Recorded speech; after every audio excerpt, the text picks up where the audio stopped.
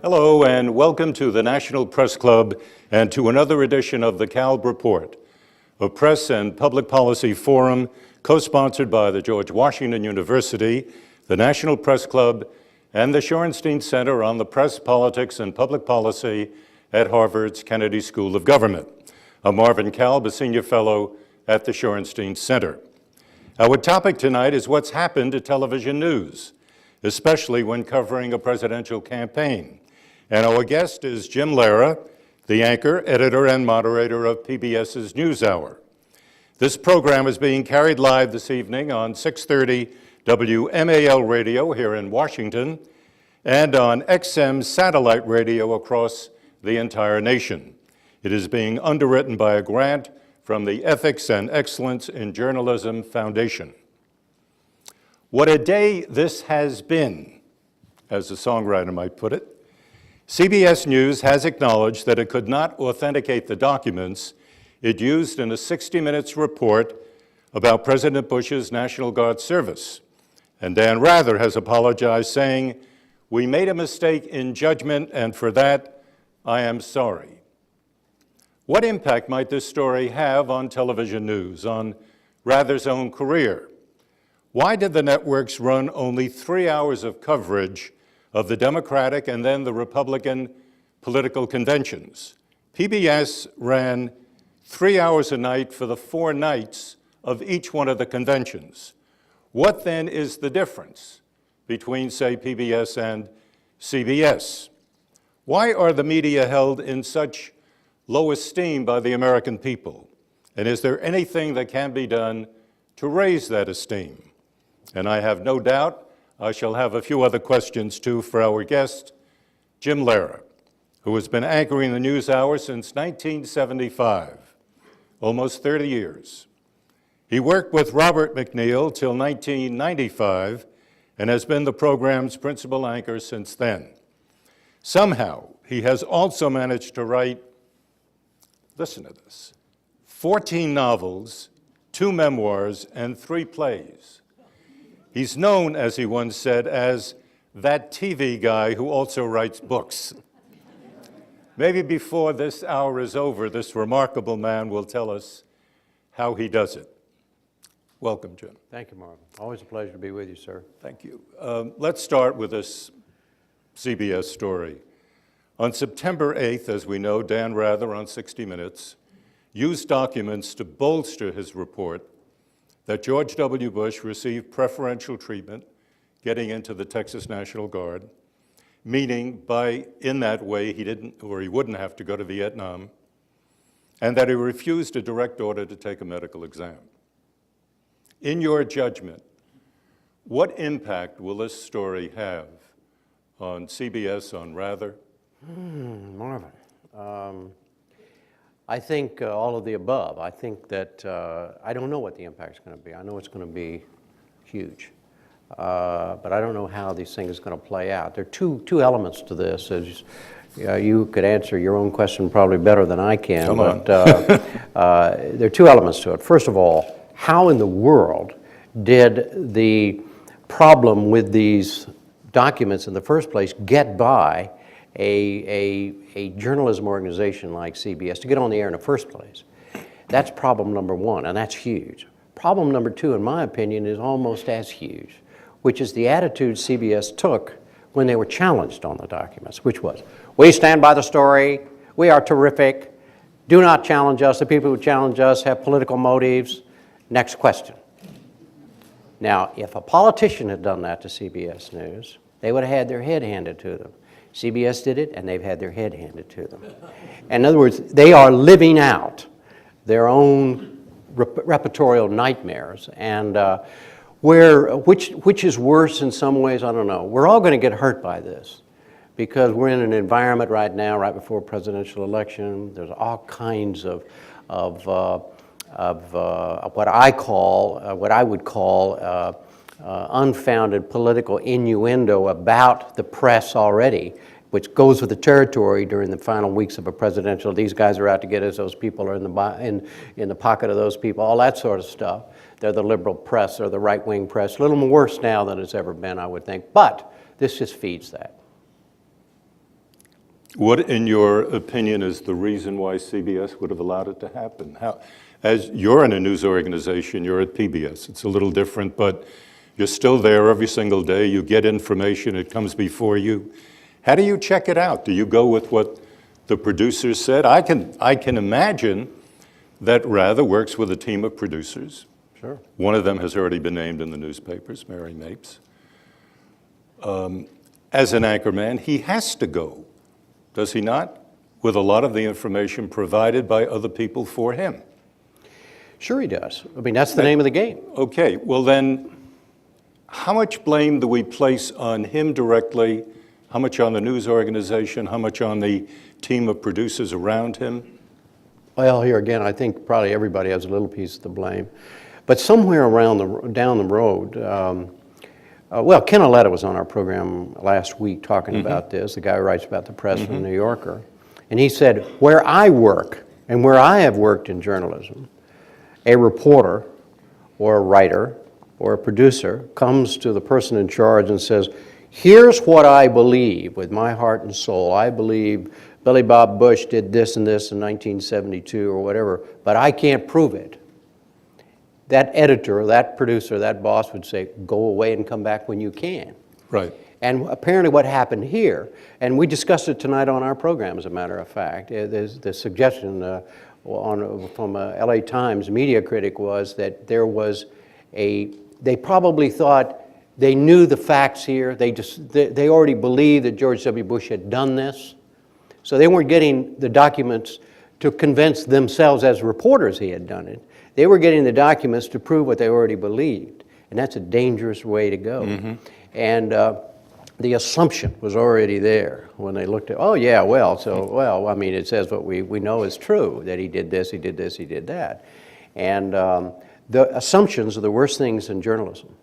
Oh yeah, well, I just assumed the county commissioner did it. I just assumed the mayor called so-and-so. Well, down that road lies disaster, and that's what happened here. Now, what was behind it, I think, beyond simple incompetence, I think that's probably all it was. Just some kind of got in somebody's head, and they were not willing to exercise, or did not I don't know what their motives were. I don't think they were, I know they were not political. I can't believe they were political. They were just, somebody just got it in their teeth and wouldn't let go of it.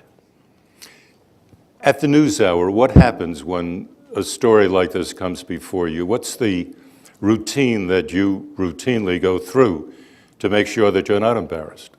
Well, first of all, Marvin, this would never at the NewsHour, and I can't believe it was at CBS, considered a routine story. We're talking 8 weeks before an election when they ran this story. And it calls into question the activities of a sitting president of the United States who's up for re-election. And there are all kinds of things in the air. This would not be treated routinely at the NewsHour. I can assure you of that. And that. But I think we could assume that it wouldn't be treated routinely at CBS. At CBS either. This is the mystery. I don't have an answer. I don't know what happened. I have no idea. I just find it difficult to replicate that situation. Okay. In my organization or any organization I've ever worked in. Don't you have the same problem? I do. Okay. I do. But you answer questions. Yeah, right. Okay.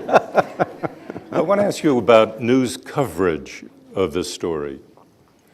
You had a piece on it last week. You had another one tonight. Tonight is certainly understandable, and even last week's was understandable. But I want to ask you about the Washington Post for a moment, the paper that many of us pick up and read first thing in the morning in Washington. Last Thursday, if I'm not mistaken, the Rather CBS story was the off-lead of the Washington Post, which suggests, for those of you who are not journalism students in the audience, that, in the opinion of the editors of the Washington Post, was the second most important story that they wanted to convey that day. There was the lead, I think it was about Iraq, but I'm not sure, and then there was Rather. And then on Sunday, yesterday, the story was once again a front page story, and then inside it was 2 full pages. The kind of thing that you run when you're investigating the president, not Dan Rather. That's right. Is that overkill, or if you don't like the verb, what accounts for that kind of coverage?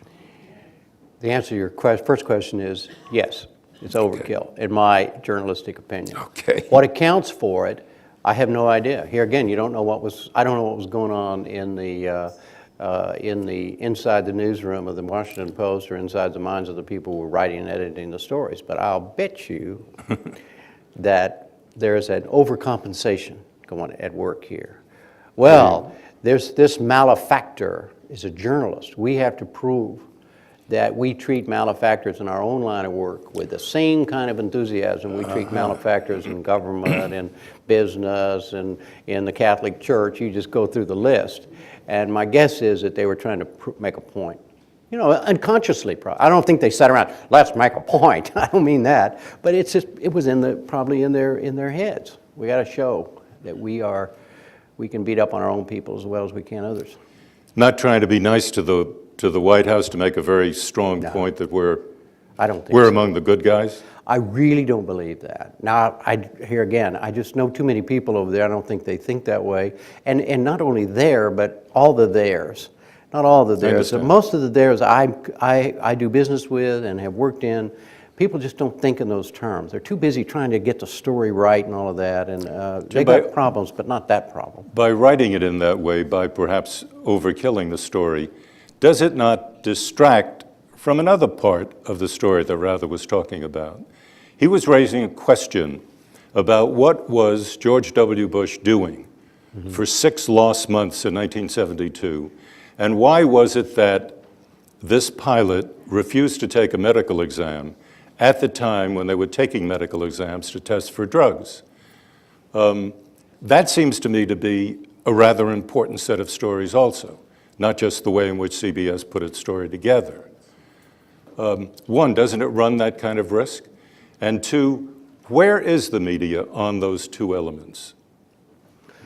Well, my feeling about that is that reporting by innuendo is not good journalism. If CBS thought he had information that he somehow did not take that test to avoid because he was on drugs, they should do that story and don't play games with us. Right. And they didn't do that. So they wanted us to fill in the blanks. In other words, they wanted the reader, the viewer, and whatever. That is not, in my opinion, good journalism. If you can't go all the way, then don't go part of the way. And so I think they got their head handed to them both ways. I think they were motivated to make a point, but they didn't have the goods to go the whole way. They went part of the way, and they were careless, and they were sloppy, and they were unprofessional, and they deserve everything that's happening to them. Speak up, Jim. The Post and the LA Times both reported that the White House sent copies of the documents that the White House itself had received that morning from CBS to reporters by email that evening when 60 Minutes went on the air. I have a question, and help me with this. Okay. If that's accurate, why would the White House put out documents that they know, because they've had the documents all day, are anti-Bush at their very heart? The very nature of the document is anti-Bush. Why would the White House, by email, send this to reporters to make sure, what? That the reporters know that this stuff is out there? What's going on? It's a really good question, Marvin. You don't have any sense of that? I haven't read every little thing about this. I think this is interesting stuff, but it doesn't, there are two main issues here. There is the issues you just raised about what George W. Bush, if people think that's important, either journalistically or politically, whatever, that is an issue. And the second issue is how CBS handled this. And if CBS had handled this properly, that question wouldn't even be legit, wouldn't even have come up. And that to me is the lesson of this. If you're going to do this kind of explosive journalism, you've got to handle it like dynamite. I mean, you can't just treat it like it's a firecracker. This is dynamite stuff. Handle it like dynamite. Put your gloves on. Do the whole 9 yards. And so I don't know. That's the political angle on this, and I don't know. I'm not informed enough to go. Jim, help me with this then. Within 4 hours after the story appeared on 60 Minutes, it was already on the websites in this new universe of the blogosphere. It was already out on the websites within 4 hours with detailed criticism about where the little th might be. Should it be uppercase or down below? And that was not all of it. It was very detailed, some of this criticism, within 4 hours. And I'm thinking about this. I'm sitting at home. It's 8 o'clock in the evening. I turn on 60 Minutes 2. I watch the piece. What is going to happen in the next 3 to 4 hours that allows me, out of the blue, to simply know all of these details, to raise questions about it? The following day, there was a 7,000-word analysis on one of the websites about what happens with certain typewriters and all of this. Is there not some advanced preparation in this? Let me answer that as in my novelist hat rather than as a journalist hat. It's conceivable that CBS was set up. What do you mean by that? Well, that the people who gave them the documents knew they were phony and banked on, they had nothing to lose. Let's say that you and I conspire and we want to set up CBS News or for whatever reasons we have, and we know two things. We give them phony documents. If they slip through, we're in there because then we can wrap them immediately. We know they're false. They don't know they're false. We'll hit them 4 hours later on our website. Okay, let's say they go ahead and broadcast them. Okay, I mean, let's say they don't broadcast them. Let's say they catch it and they don't broadcast. We haven't lost a thing. So it's a no-lose deal for for you and me, the conspirators, if we wanted to do this. And the motives for the conspiracy would have to be, they could be political. They could also be people who just don't like CBS. They don't like Dan Rather. They just want to cause trouble for the Democrats, or they want to cause trouble for CBS, or they want to help. There are all kinds of motivations, and it's possible that happened. CBS, if they don't have people looking at this at this angle on this, they should have had it from the very beginning. Right. If somebody gives you some documents, wouldn't that be your first thing? Am I being set up 8 weeks before a presidential election? That would be the first question you would want to find out for sure whether these are real. And so it's certainly possible they were set up. And your point that would be a piece of evidence by an investigator in our novel to point that, hey, maybe CBS is being hacked. What are we going to call this book? Rathergate. Right. No. Yeah. Why do you think, by the way, that just occurred to me, why do you think that Rather gets in the middle of all these kinds of political problems, the White House and all? You've worked with him, I have. I have. I have great respect for Dan Rather. So do I. I mean, he talks with the same accent that I do. He and I have almost identical backgrounds. He is as hardworking a reporter as I know. He's a guy who is he's fearless. He is all the good things, all this stuff. I mean, somebody wants to go after Dan Rather, go after Dan Rather, but do not go after him this kind of petty stuff about politics and all. He may have made a terrible mistake here. So what? I mean, if he takes care of it, if he now deals with it, which he wasn't doing before, but now he is. Mm-hmm. But he has been, all the stories in the paper, for those who weren't around at the time, he's a very aggressive guy. And he is Dan Rather, and he's present. These anchor people are presence, and he's one of them. And he's never shied from a fight. And, you just see him the other night saying, I stand by our story. I mean, he's been doing that for years. This is his instinct. It's an old-fashioned instinct that doesn't work in the New World. I mean, the New World requires transparency. In the old world of journalism, he could have gotten away with that. He could say, hey, I'm Dan Rather. I say this is okay. Next question. Can't do that anymore because of the bloggers, because of media. Media critics are a relatively new thing too, and ombudsman and all that sort of stuff. And Dan was going back to his old instincts, before there were corrections and all that stuff that we're now part of journalism. Back in the old days, we'd just say, you can't criticize me. That's a violation of the First Amendment. So that's over. Jim, let's talk a little bit about, and it's a related subject, in fact, about the coverage of the Republican and the Democratic national conventions. Your program went on 3 hours a night, 4 nights a week of each convention. and sometimes even more than 3 hours. Right. The other networks, ABC, CBS, NBC, went 1 hour for 3 of the 4 nights of each convention. Number one, what do you think of that? I know you have sounded off, but sound off to me. Well, I think it was a terrible mistake. I think it was a mistake for them, for the networks, but more importantly, I think it was a mistake for our country. I think these folks want it both ways. They want to act powerful, but then when they have the power, they don't want to exercise it in a way that reflects what they could do for the good of the country in a way. I mean, who are these folks? These folks, people who run these commercial networks. The fact of the matter is, there are a lot of the network folks said, and I caused some problems because I challenged them at a Shorenstein thing, in fact, at Harvard during the Democratic Convention. They were taking the position that because there was cable and there was C-SPAN and there was us, they didn't have to do it anymore. And my argument was that they sent a message. They said to the American people, these conventions are not important enough for us to devote our sacred prime time. Every 4 years, give me a break. We are electing a president of the United States in one of the most critical times in our country's history. And the message they sent by saying, oh, well, we're not, they didn't, well, I get exercised on this. I said, and I'll say it again, if you want to look me in the eye and say, the reason we didn't do it is because we could make more money with entertainment programs and sell more commercials, fine.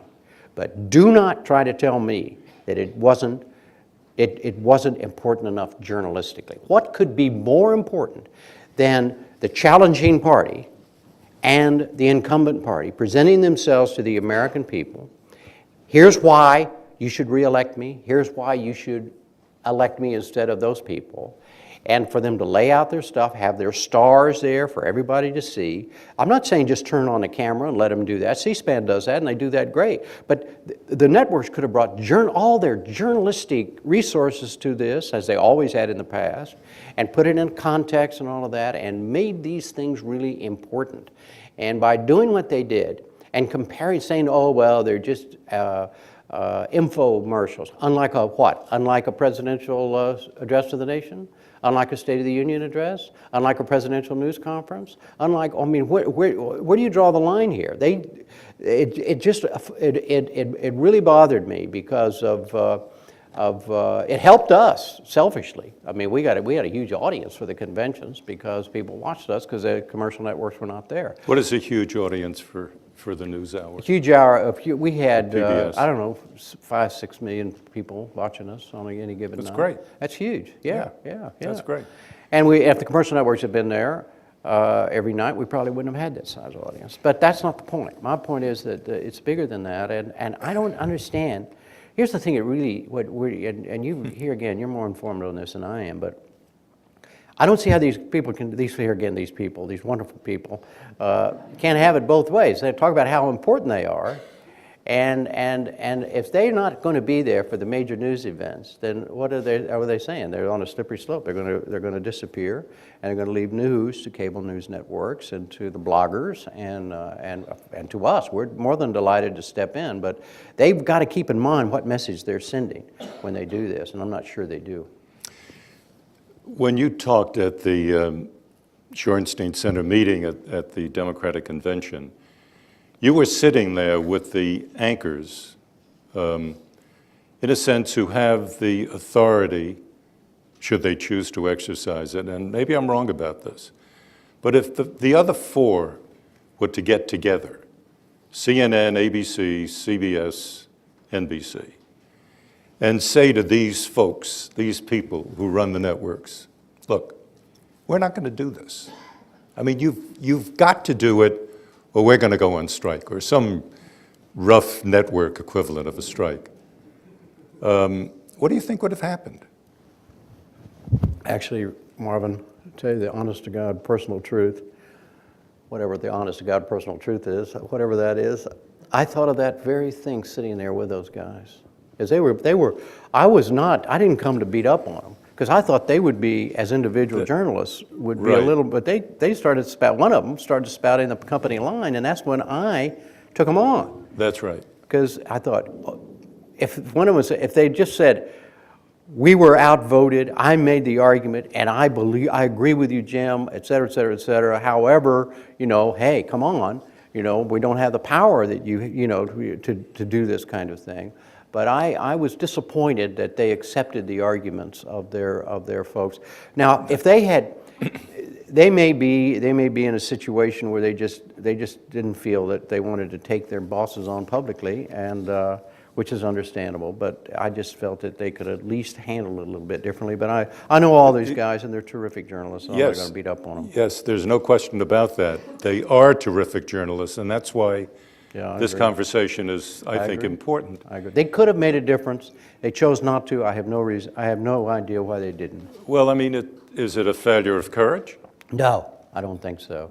All three of these guys are very courageous human beings, as far as I know. But each one of them came out with a lie, with the exception of Jennings, who said he was doing it in a new way. Yeah. And actually, he was on the air covering the convention all the time, even providing more time than you did. That's right. It's just that nobody saw it. That's right. Right. The other two... Can't have everything. No, Rather and Brokaw, for their networks, for themselves, spoke, I thought, very articulately for the wrong position.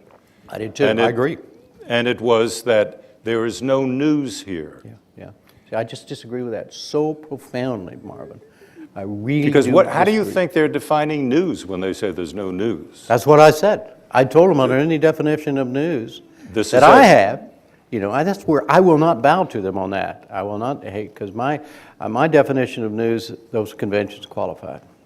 Backing you up, one of the Pew polls recently early this year, said 63% of the American people think it does matter who wins the 2004 presidential election.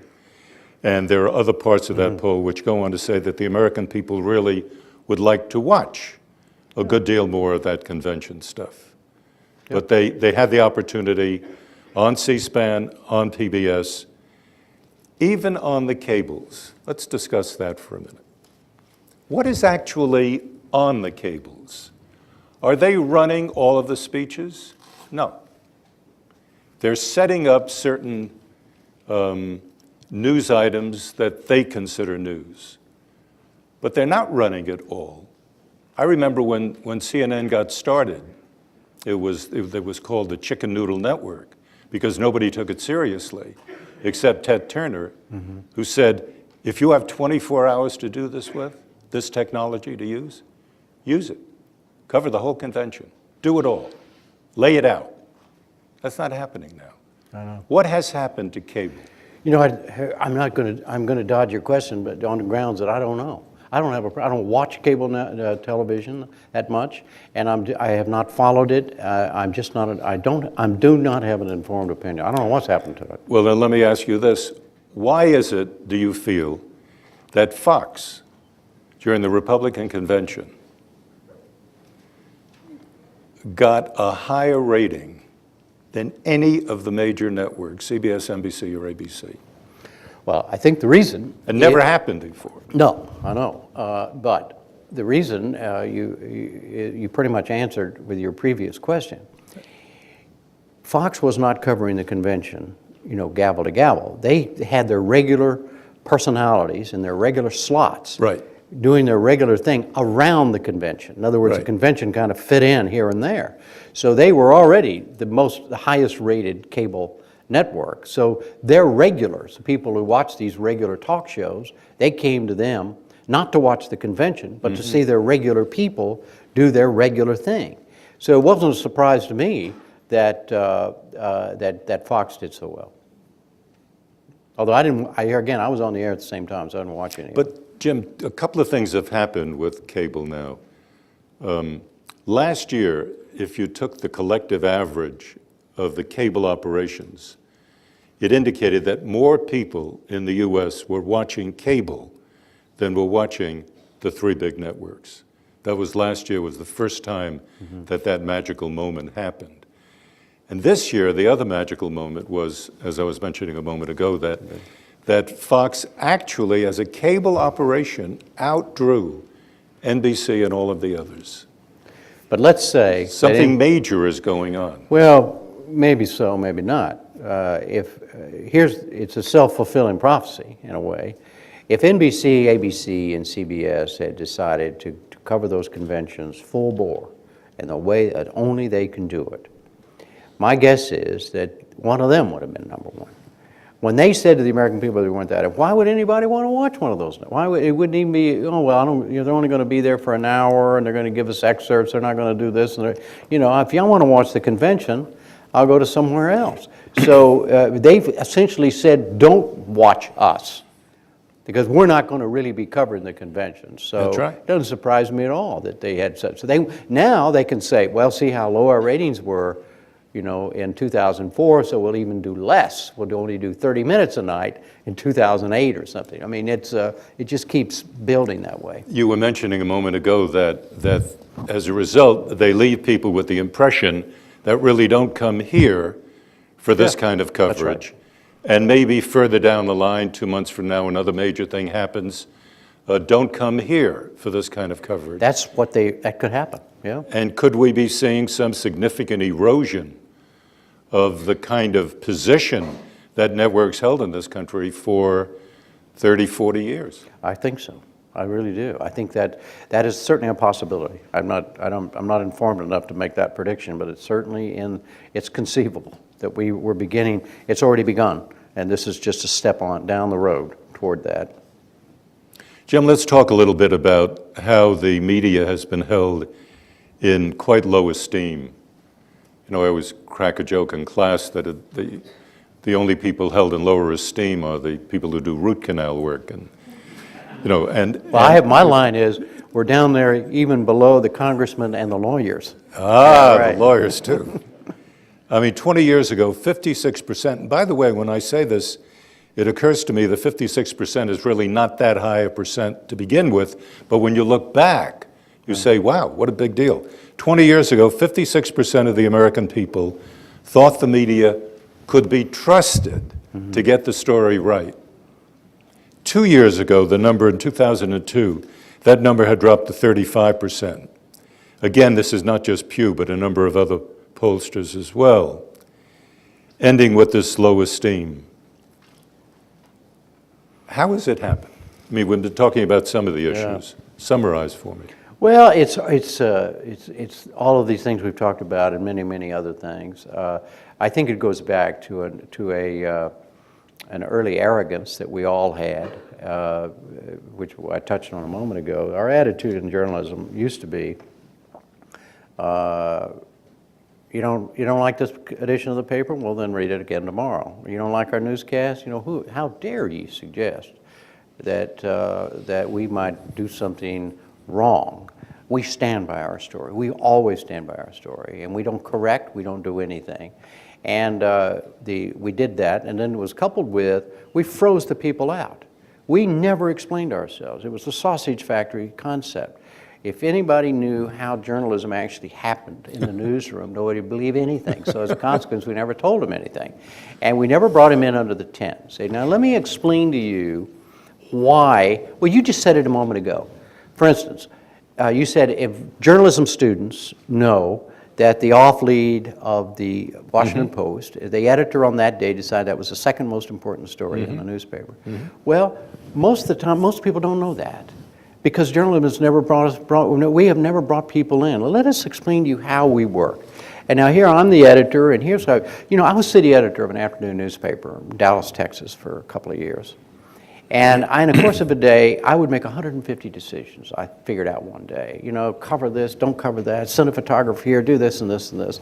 And we had 7 deadlines, started at 6 in the morning, lasted at deadline at 2 in the afternoon. It was hell. It was a cheap newspaper, and we never had enough reporters to cover, once we covered all the luncheons that the publisher's wife wanted covered, we had very few people to cover the police station and the courthouse. Anyhow, I realized at the end of one very long day that I had made several huge mistakes. I had sent a photographer to the wrong story, and where I needed a photographer, I didn't have one. I had jerked a reporter off this story to put him on that story. I should have kept the reporter there. I had sent the wrong reporter with the wrong scale. I had just made a tremendous number of mistakes. And then I had this kind of revelation. I figured that I was wrong 25% of the time. In other words, I had made 100% decisions. I made 25% of them wrong. That meant I was right 75% of the time. But at that time in journalism, the position we took with the public is that we were right 100% of the time. We never acknowledged that we had frailties. We never said to you, look, the last deadline on this newspaper is 2 o'clock in the afternoon. All I can do is do the best. I can give you everything we know at 2 o'clock. It may be wrong by 2:15, but it's too bad. I'm sorry. We'll try to correct it the next day. We never, ever explained ourselves. And as a consequence, when things start going wrong in journalism, there was no basis of knowledge for people to say, oh, well, they screwed that up. The New York Times thing, and the Janet Cook thing before that. There was no platform on for which people to stand and say, yeah, I understand how that could have happened. These folks are just like you and me. They're real. We've always taken the position that we're not like you and me. We're different. We're special. We're journalists. That's the number one problem. To me, You mean more transparency? and we're getting there. We're getting there. And we are there. It's been forced on us, though. That this would be a way of improving. Exactly. Improving the way people understand us. If you understand why somebody did something, then you tend to feel better about it. If everybody understood how CBS News operated, and then something like this happened on these memos, had a sympathetic idea, had a sympathetic thought about how journalists went about their business. And then this thing happened, and then Dan Rather said, hey, or somebody from CBS said, hey, we had a mindset and we blew this thing, we should have, said, yeah, I can understand how that might happen. There was no conditioning. We haven't conditioned people because, as I said, we haven't brought them in under the tent. We're getting better at it, but here again, look what happened to the New York Times. New York Times has never brought anybody under the tent. But they brought everybody in after the Jason Blair thing. They really just laid out their whole process and all that sort of stuff. That should have happened before, in my opinion. Not just the New York Times, but everybody. Jim, as you were speaking, I was thinking that there has been in the last 15, 20 years a terrific increase in the number of institutions like the Shorenstein Center that spends its time in a serious academic way trying to understand how the media functions and doing quite good studies about how this all happens. At the same time as there has been an increase in the number of organizations studying the media has, in that same time frame, been held in lower and lower regard by the American people. So I'm wondering, and I hope I'm wrong here, that the more you know about them, the worse you're going to think about them. Well, you may be right, Marvin. I don't know. Maybe it's an interesting thought. I hadn't thought about that. I hadn't put the two together. No, but think about it perhaps this way: that it's not just the media opening themselves up and saying, "Here I am more transparent. You want to know more about me." But there has been an effort on the part of political parties and political operators to use the media as a kind of weapon to acquire power and to keep power.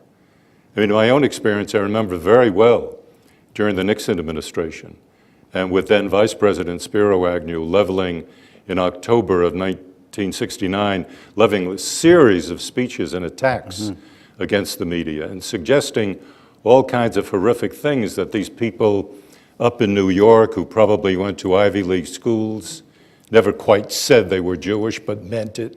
There was all of this sort of suggestion there's something foreign up there, non-American going on, and they began to use the media as a weapon to secure and expand their own political base. So it was not the political system itself, in part, responsible for some of the attitude toward the media. Sure. But also, that we can't jump to that too quickly and too decide, because some of our practices have also, in the last several years, post-Spiro Agnew, the use, in my opinion, this incredible use of anonymous sources that has gotten way out of hand. And Explain that to us a little bit. well, we have a rule at the NewsHour, for instance. We never use an anonymous source of any kind to criticize another person. There will never ever be on our program any story where some White House aide criticizes Kerry, or some Kerry aide criticizes George W. Bush or whatever. The only legitimate use for an anonymous source, in my opinion, is to get a piece of information out that is newsworthy and important and can't otherwise be gotten out. Right. To use, as political reporters do, use anonymous sources all the time to do hits on people, because that makes for a good story, and in politics, everything you can do that. That has fed this use of the press. I mean, I'm a politician, you're a reporter, and I'm going to say something bad about my opponent. You don't force me to use my name. If I were a business person, or if I were a medical person, or if I was you would force me. But in politics and in government, oh well, you know, I could sidle up and then I could do it anonymously. The herd mentality, these kinds of what used to be called the ambush interviews, all these kinds of things. Who are these animals in journalism? All this was happening at the same time, and in other words, there's not just one cause for all of this. Right, no, and I certainly agree with you. I was looking up some statistics this afternoon about, also based on a Pew poll, about how your own program is viewed by your viewers from a political perspective. And according to Pew, it's 22% are conservative, declare themselves to be conservative. 27% are liberal, and 44% are, quote, moderate. We're fanatically moderate on our program. Yeah? Right. So what does that mean, Jim, that you're doing it right? Well, it's great. I don't know what it means, except for me. I know what it means for me, which is that people are turning to us for the right reasons. If you have that kind of thing, I was in Peoria, Illinois, on Saturday night doing a public television event, and somebody asked me about the liberal label that comes to public broadcasting, and I said, "Well, it doesn't bother me because people who watch our program know better." That only comes from people who don't watch our program. But no, that's great stuff. I'm glad to hear that. And I was delighted when the Pew thing came out. That doesn't surprise me, and it delights me. Are you equally pleased to know that an awful lot of the people who watch Fox cable news identify themselves as conservative? Mm-hmm. A very significant percentage. I don't happen to have it in front of me now, but it was way over 50%, something like 70-something percent. Does that bother you in any way? Oh, Marvin, I don't know. The only thing that bothers me about it is that I'm just too old-fashioned a journalist. I really do believe that journalism is first and foremost an information vehicle. And then it's an analytical vehicle, and then it's an opinion vehicle. And I would like for those, I believe strongly those functions there are three separate functions, they should be divided up. And for a news organization to be considered a liberal organization or a conservative organization beyond the editorial page, or beyond a columnist, beyond a commentator, I just have basic, fundamental problems with that. I believe American people have not only have a right, we in journalism have a responsibility to give them, first of all, what happened, before we tell them what it means and before we tell them what they should think about it. And and I'm not knocking Fox, I'm not knocking anybody. It's just that this trend, if it continues, we have a right-wing press and we have a left-wing press. And I know a lot of conservatives would argue that the media, the mainline press is a liberal press. I would dispute that. But the idea of dividing us up like that is very troublesome to me, and I think down the road the public is not going to be well served by it if it gets out of hand. The very beginning of the Republic, we had a highly partisan press. Exactly. The newspapers, each newspaper represented a particular political point of view or economic interest. And that was very much what happened in Europe, and it is still pretty much Still what that way happens in Europe. Still that way in Europe, yeah. But for a period through the 20th century, anyway, most of American journalism looked towards some standard of objectivity. It was not going to be tainted either by the right or the left. So what has happened that is now pulling us I don't know. in this other direction? I don't know what's happened. I'm not smart enough to know what the cause is. I know that I'm just speaking personally here. After having been in journalism as long as I have, and believing so strongly the other way, I mean, it troubles me very much, just personally, because it makes me uneasy. Because I don't think I don't think it's a healthy thing. But I couldn't prove that. Look, we've spent all these years going from that early press to what I consider to be an honest, straightforward press, and for it to swing back, maybe just me, I'm just old-fashioned. It just bothers me, but I'm not. I mean, prepared. bothers you? Why? Because it's counter to everything I believe. It's counter to everything I practice, and it's counter to everything I think. In my arrogance, I think that the public is better served with a straight press, and then the analysis and then the opinion, rather than all in one vehicle. Do you think the public is open to a straight press now? I don't know.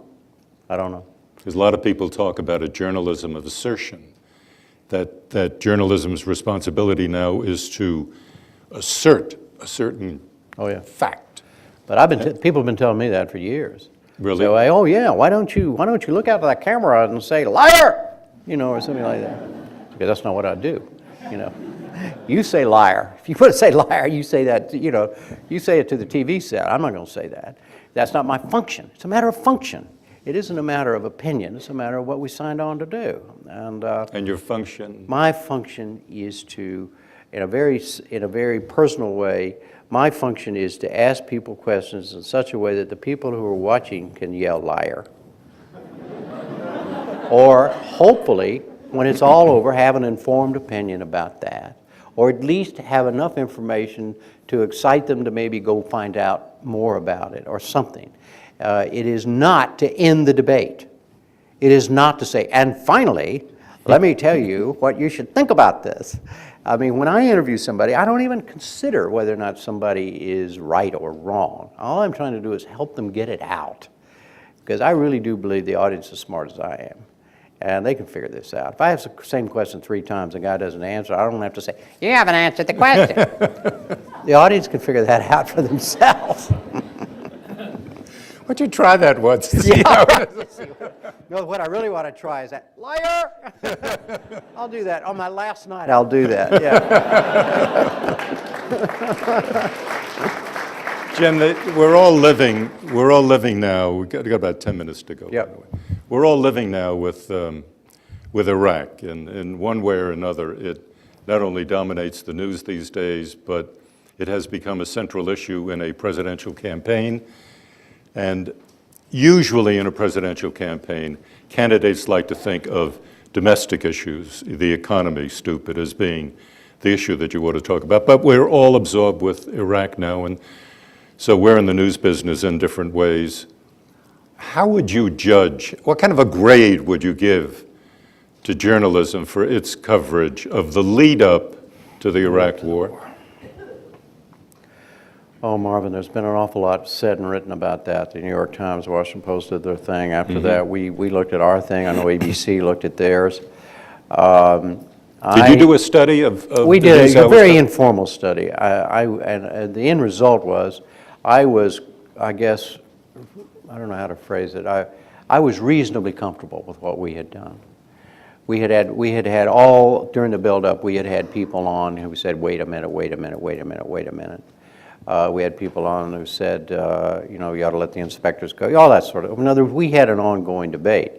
And my reading of the newspapers at the time, and then after you're looking back with them as they look back, because I read the Washington Post, the New York Times, the Wall Street Journal, and like everyone else in Washington does every day.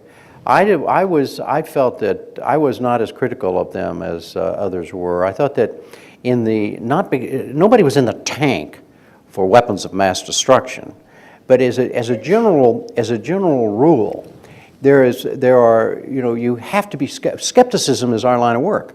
That's not it's not cynicism, it's skepticism. It's questioning, and we did question.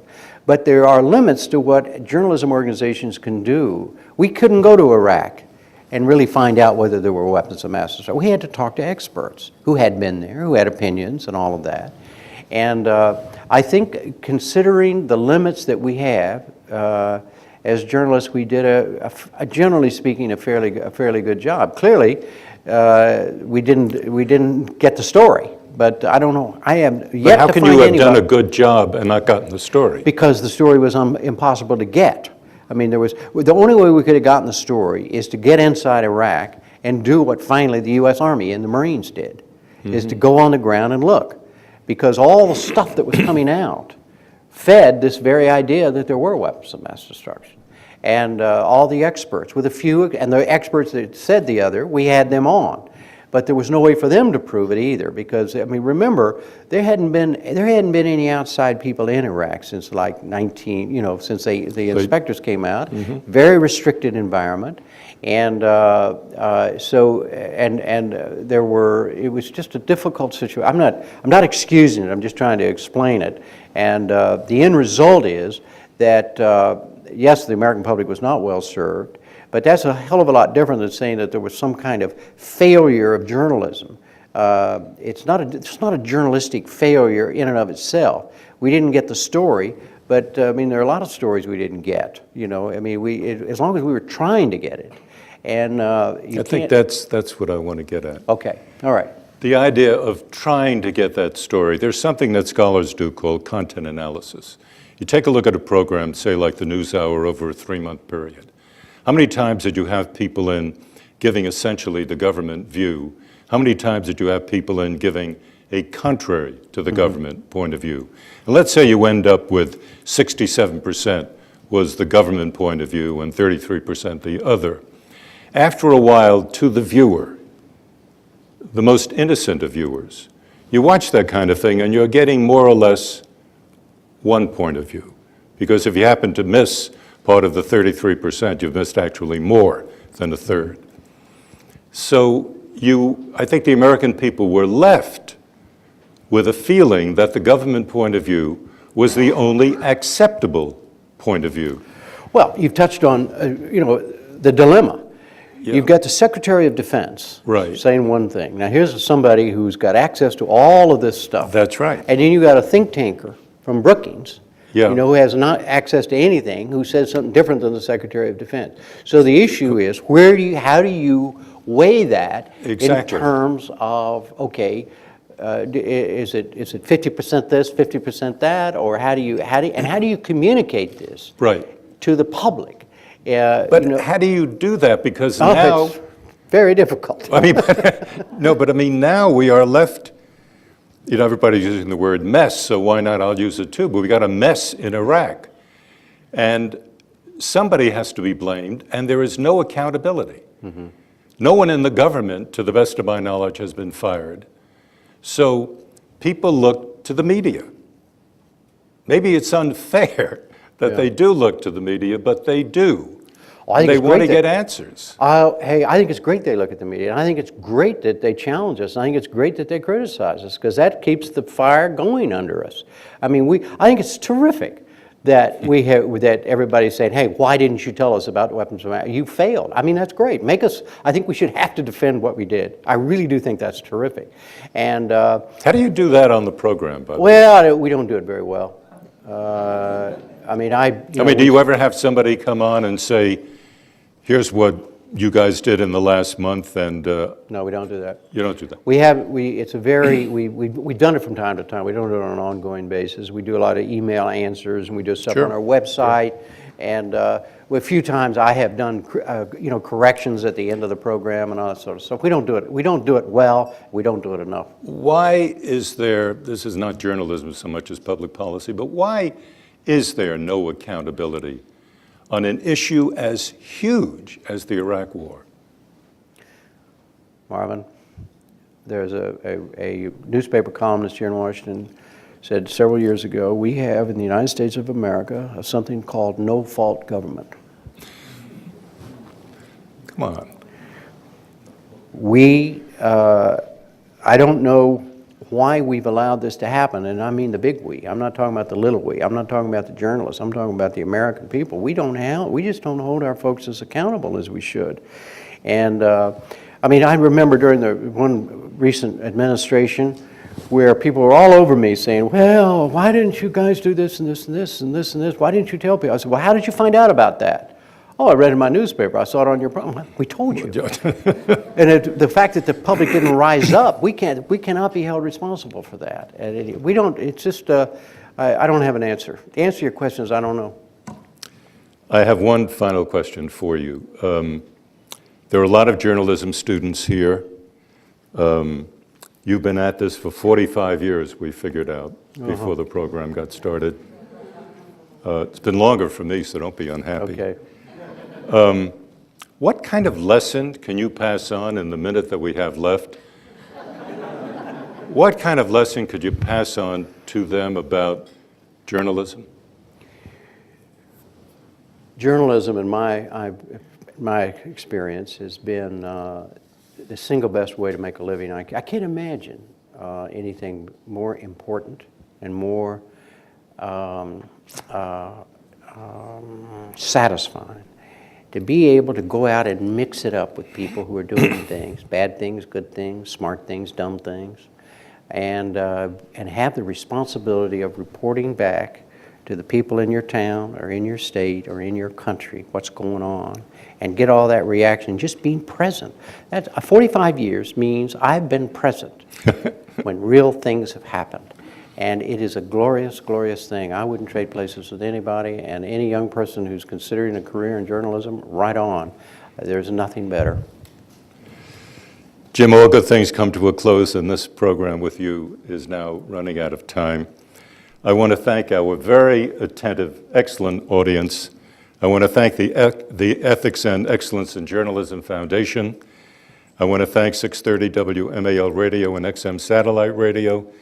And I am always indebted to the co-sponsors of the Kalb Report, the National Press Club, where we are, the George Washington University, and the Shorenstein Center on the Press, Politics, and Public Policy at Harvard's Kennedy School of Government. Most especially, sir, I want to thank you, my friend, the incomparable Jim Lehrer, for being our guest tonight. Thank you, Marvin. Thank you. I'm Marvin Kalb. Good night and good luck. Thank you.